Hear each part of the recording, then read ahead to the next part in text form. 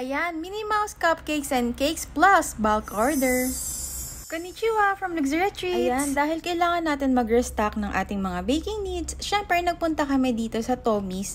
Ito yung branch sa Hakata. At syempre, after nyan, dumiretso na tayo sa ating munting shop para i-prepare syempre ang ating bulk order ng assorted brownies. Pagkatapos nun, prepare naman natin ang order natin for today na customized cake. Grabe, gustong-gusto ko talaga gawin yung mga ganitong cake. Kasi simple lang siya pero elegant. At isa sa paborito kong ginagawa lately ay ang pag-i-edit ng ating mga cupcake topper. Ang cute-cute naman kasi. Oh, aliw na aliw talaga ako gawin yung mga yan. Pero ang mas nakakatuwa talaga ay ang dami na talagang nag-order ng ating cupcakes with edible print topper. Kaya naman, super thank you! Ayan, so balik tayo dito sa cupcake. So, ang nilagay ko nga pala doon sa ibabaw ng fondant ay water lang para lang dumikit yung ating mga edible prints. At ito nga pala yung